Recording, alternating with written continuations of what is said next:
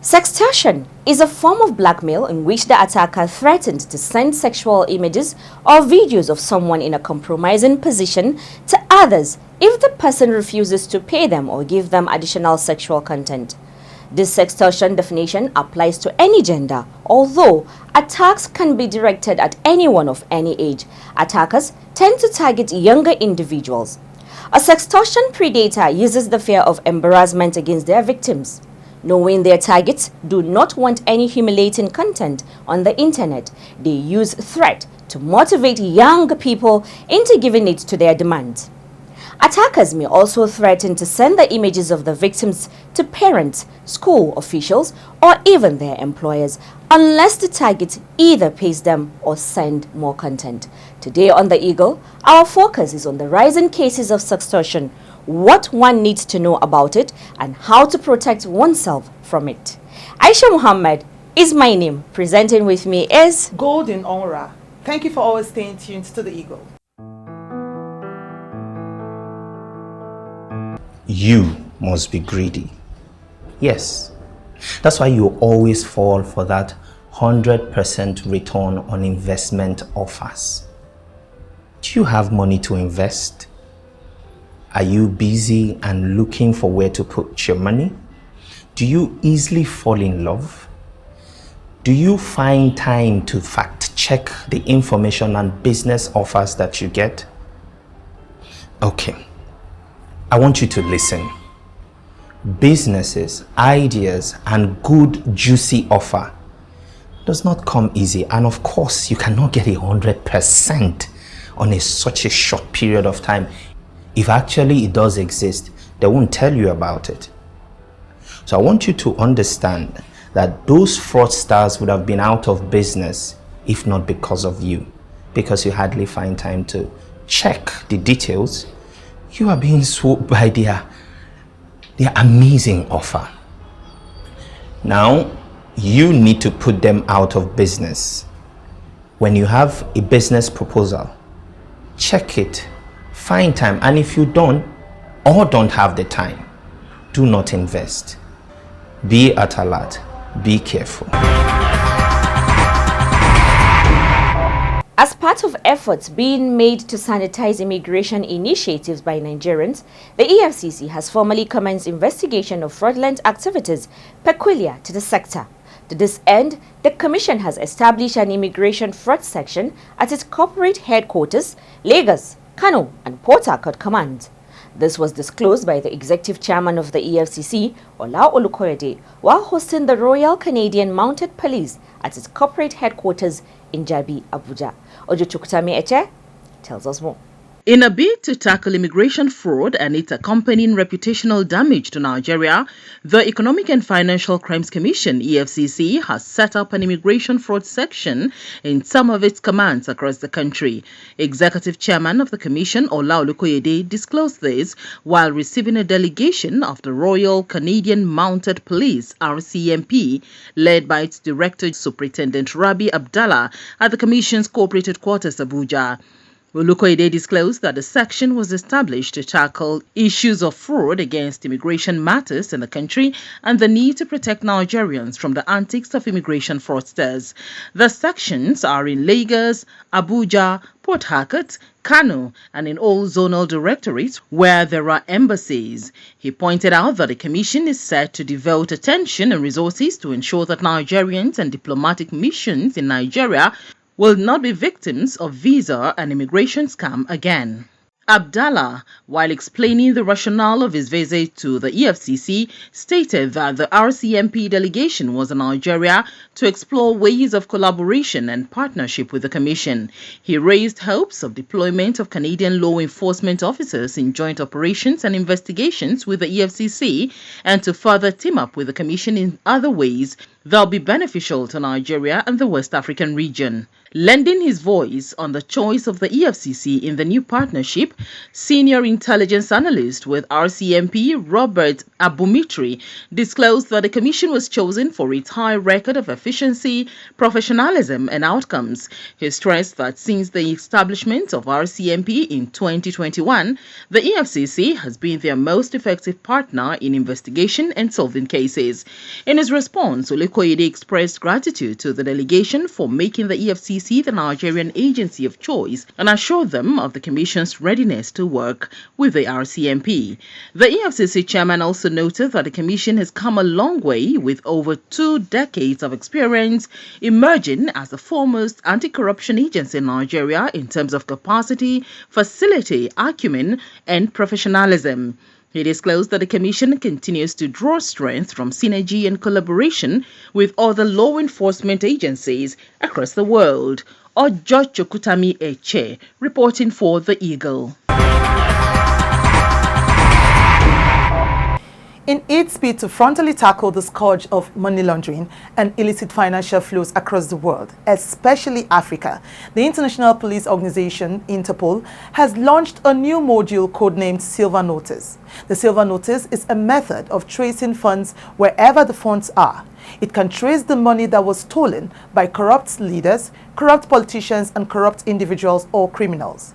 The disclosure for the new module was made in Abuja by Interpol's Vice President for Africa, Garuba Baba Umar, while declaring open the 4-day training workshop for Nigerian law enforcement agencies at the EFCC Academy, Abuja. Abbas Abubakar Umar tells us more. According to Interpol's Vice President for Africa, Garuba Baba Umar, money laundering across Africa and the entire world has assumed a monstrous dimension, and Interpol has designed silver notices to combat the menace. Omar stated that evidence has shown that every hour hundreds of thousands of dollars are flowing out of Nigeria to the region and across the world, laundered before it reaches the pockets of criminals to enjoy the profits of their crimes, while the hardworking and honest Nigerians pay the price of crime. He stressed that with every successful laundering of criminal money, Nigeria becomes more prone to crime, drugs, fraud, corruption, and more violence, which for every time criminal money is successfully laundered, the financial institutions take an additional blow. Interpol's Vice President for Africa said that hard times awaited money launderers, as the silver notices will make illicit funds more difficult to launder in any part of the world. Speaking on the theme of the workshop, strengthening capacity and coordination against financial crimes, Omar pointed out that financial crimes had become transnational and law enforcement agencies needed regular training for their workforce to be ahead of fraudsters. He urged participants at the workshop to make it a duty to discuss and learn transnational crimes affecting their regions and identify possible solutions through review of policing capabilities to support the country and facilitate direct and in-person interaction amongst law enforcement networks across the country. He further charged all participants to take collaboration with other law enforcement agencies seriously to advance their investigations and ensure that criminals do not get to enjoy the fruits of their labor. Executive Chairman of the EFCC, Ola Olukoyede, in his goodwill message also harped on the need for enhanced collaboration in tackling financial crimes. He particularly stressed that the complex nature of corruption across the world could only be broken by the might of collaborative actions by every stakeholder. Olukoyede, who spoke through the Director of Fraud Risk Assessment and Control (FRAC) of the EFCC, Francis Osani, appraised the pivotal role of the EFCC in tackling corrupt practices, especially its impressive records of conviction and recoveries, and expressed optimism that with the new emphasis on preventive framework in tackling financial crimes by the Commission, greater progress will be made. In his remark, Ambassador Extraordinary and Plenipotentiary of Japan to Nigeria, Kazuyoshi Matsunaga, described the workshop as an important joint initiative between Japan and Nigeria to combat financial crimes. He explained that in the contemporary globalized world, financial crimes transcended borders and required international cooperation among law enforcement agencies to combat them.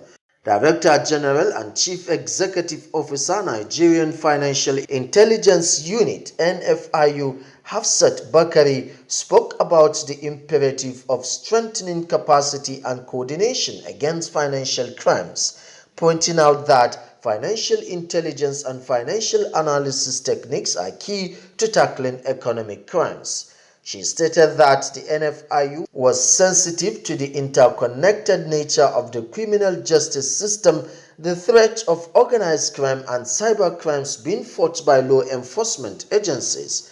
Bakari expressed optimism that the training law enforcement officers will receive at the workshop will sustain efforts being made to ensure that Nigeria exits the grey list of the Financial Action Task Force possibly by mid-2025. Director, Interpol's Financial Crime and Anti-Corruption Center (EFCC), Isaac Kainde Ogini, said the only way to disrupt organized crimes was denying fraudsters the financial profits behind their criminal enterprise, stressing that besides, financial intelligence could also be utilized well when investigators recognize its value and use it to build a financial profile around suspects. He challenged participants and stakeholders at the workshop to collectively work together and fight money laundering, as each agency represents a different shape of the puzzle with different strengths and mandates. So each piece of the puzzle forms part of the bigger picture,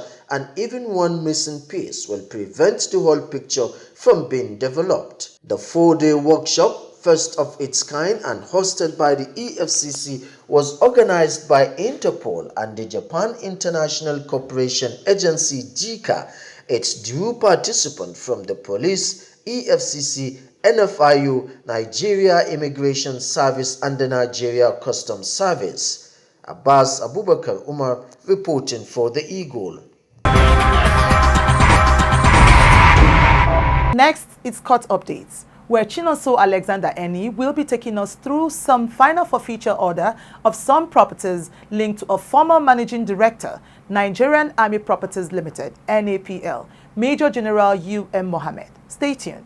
Justice Chukwujeku Aneke of the Federal High Court sitting in Ikoyi, Lagos, has ordered the final forfeiture of 5 properties linked to a former managing director, Nigerian Army Properties Limited, NAPL, Major General U.M. Mohammed.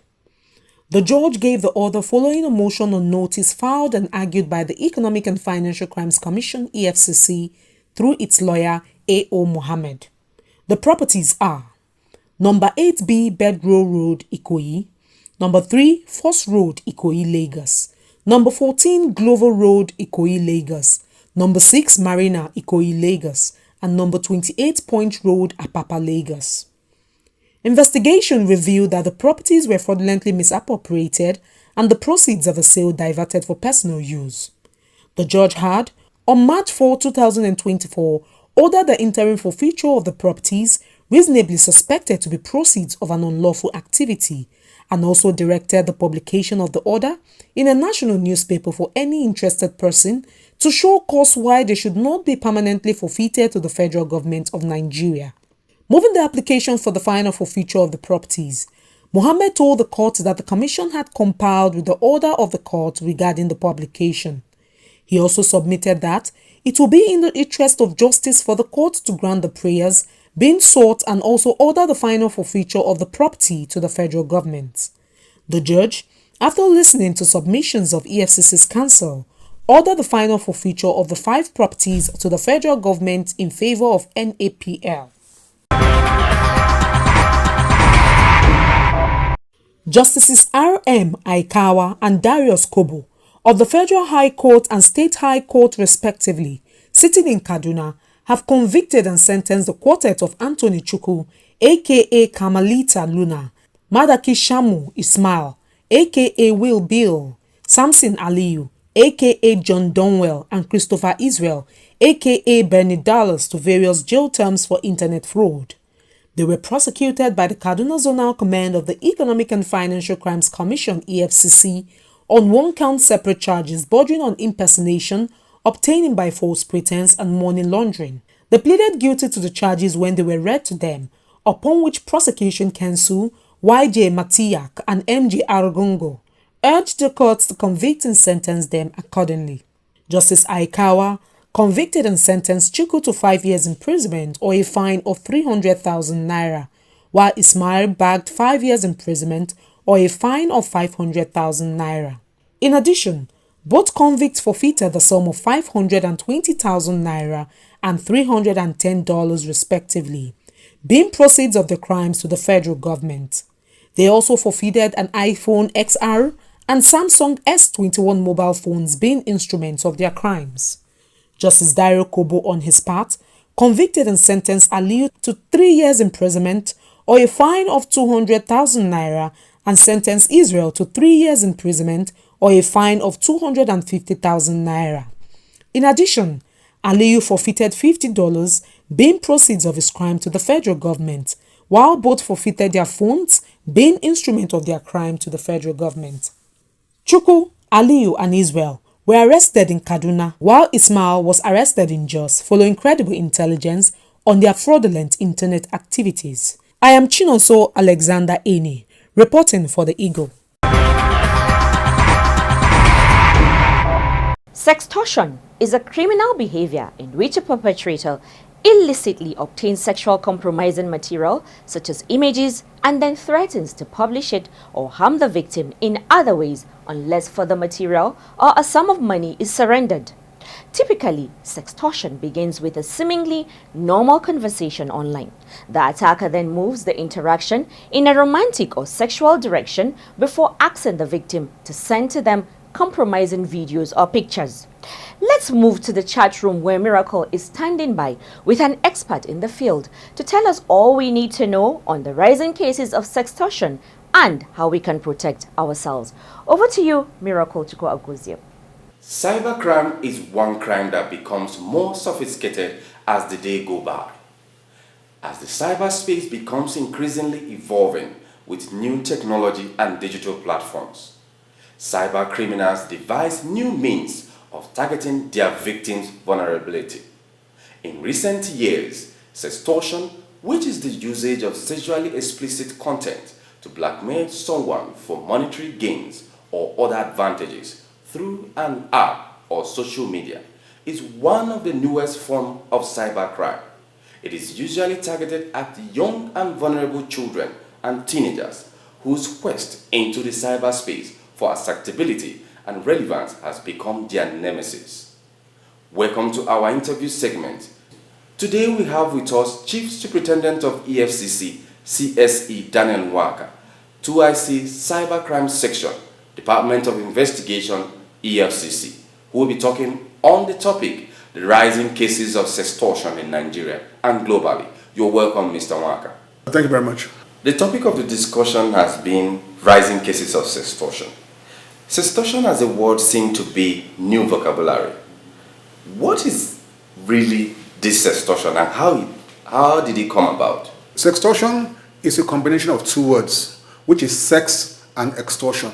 And put it together, it forms the word sextortion. Sextortion can be said to be blackmailing somebody either for sexual favors or for money in order not to reveal something you have about the person. So which aspect of crime can sextortion be classified? Sextortion can be classified under the cyber crimes because in our new generation, when you want to, in the quote, sextort somebody, most times it's through social media, your social media interaction with the person. And as you all know, cyber crimes is any crime that is being done with the aid of a computer device. So once there's a computer device involved in sextortion, then it can fall under cyber crimes. So how rampant is this crime committed globally and even in Nigeria particularly? Unfortunately, sextortion is on the rise in Nigeria. We've seen cases where people blackmail or ask for money through using social media, which of course falls under the cyber crimes. So when they ask people for money abroad in order not to send their nude pictures, or even locally in Nigeria, just yesterday we had a case of a lady that said somebody or a friend of hers that had her pictures was threatening to post the pictures online if she didn't give him some money or didn't come back for another session of sex. How is the crime committed? People go on social media. That is one that has to do with the aspect of social media. People go on social media, look for vulnerable people, young people, and they claim to be who they are not. So that people get comfortable with them. You can tell them, oh, my name is Mr. XYZ, I'm from so-and-so country, maybe not from Nigeria, from so-and-so country, and it might even be from the host or from the victim's country. And when the victim is comfortable with you, you now start talking and chatting and, in quotes, dating. And then you ask them for their nudes or intimate pictures of themselves or pictures of them in compromising positions. And when they send that to you, the suspect now changes his tone and changes how he interacts with them and now starts blackmailing them and asking them for money or sexual favors. It's how blackmail used to be those days, but right now it's with the aid of a computer device, and sometimes even if you do not send them those pictures, they can use AI and different types of technology to create those kind of pictures and thus put you in a compromising position to ask you for money or force you to send money. Who are those involved in perpetrating this crime, and who are their victims? Those that are involved in perpetrating these crimes are those that prey on the vulnerable and the weak. They go online, they look for children that are not monitored or mentored. And not just children, they look for adults too that are desperate, and they start to talk with them, and one thing leads to the other. And then they fall victims to that. We have cases of where people, the FBI in the US and other countries too, have reached out to us that their minors abroad have been interacting with Nigerians, and then these so-called Nigerians start sextorting them, and it has led to cases of death. Having said that, CS Inwaka, how do I protect myself from falling victim to these criminals? I keep telling people, do your research. On social media, do your research. These people come under different guises. You might, as a man, you might go on social media and see, a Facebook request of a skimpily clad lady or a lady wearing a bikini or something, and she might ask to be your friend. Just from what you see, you accept her, and people start talking, and you don't know that the lady, so-called beautiful lady, the beautiful American lady that you're seeing or you feel you're chatting with is just your friend that is down the road, or a cyber criminal that lives next door. And when they get your information and they see how financially stable you are, they can now start their blackmail with different kinds of gimmicks. I know that the Commission is charged with the responsibility of investigating and prosecuting economic and financial crimes. Is extortion part of EFCC's mandate? And if so, what is the Commission doing regarding sextortion? So, in sextortion, there's no word sextortion in the Constitution, but you have to look at the ingredients that make up sextortion. First things first, there is identity theft or impersonation, because most times these people claim to be who they are not. They might take somebody's picture from the internet and post it as to be theirs. They might use a different name, they might use a different email address. So number one, that's identity theft. Then there is also a case of obtaining money under false pretense, which is called OBT, because they are obtaining money from you for the wrong reasons. Yes. Or even sexual favors from you for the wrong reasons. So that is obtaining money under false pretense. And there's cyber stalking, aka blackmail. So when they start asking you for money and threatening to do all these things to you, that is cyber stalking. And all those things fall under the purview of the EFCC. Those fall on some of the identity theft and the impersonation and the cyber stalking falls under the Cyber Crimes Act of 2024 as amended. And that also falls under the EFCC Act. So that's what gives EFCC the right and the prerogative to investigate sextortion. Now, the EFCC has done a lot, and they keep doing a lot of information sensitization on these issues. Right now, I'm on TV. I'm trying to sensitize people too about the dangers of sextortion. These are things that the EFCC does in their radio jingles. They do it in schools, they do it everywhere. They just keep alerting people and making them know the dangers of sextortion. Any last word or message to those watching this program? My focus is on the youth of today. Please avoid every form of cybercrime. It doesn't pay. It is not going to end well. And like I've said before, and I'll keep saying again, this 2024, EFCC no degree for any cyber criminal. That's it on this week's interview segment. Back to the studio for the rest of the program. Aisha. Yes, Golden. I think with all that has been said, the best way to stay safe on the internet is to only talk to people that you know in person, or maybe you have met, or someone who you share friends with. I agree with you totally, Golden. Especially for safety and also for people not to share personal details online, and block or ignore messages from strangers if you don't feel comfortable or you sense a red flag. Always be vigilant. And that's how we draw the curtains on this week's episode of The Eagle. Until we come your way again, keep sending in your messages, enquiries and suggestions to info@efcc.gov.ng. You can also call us on 0809 3322644. Don't forget to use the EFCC mobile app, the Eagle Eye, to report any fraud you see happening around you. You download the app, you follow the steps, and you report fraud on the go. And you can also take pictures of corrupt practices and upload them. Also remember to join us every Wednesday evening at 6 p.m. on our web-based town hall meeting called the EFCC Connect, where we answer your questions and note your observations of the anti-corruption fight in order to serve you better. You can also tune in with your radio to listen to EFCC Radio 97.3 FM, Voices Against Economic and Financial Crimes. My name is Golden Omura. And I am Aisha Mohammed, leaving you with this parting words that says, integrity, transparency, and the fight against corruption have to be part of the culture. They have to be taught as fundamental values. So let's all play our part and be role models to our children. Goodbye. God bless Nigeria. Please do stay safe, be kind to yourself and to others around you, and do enjoy the rest of the week.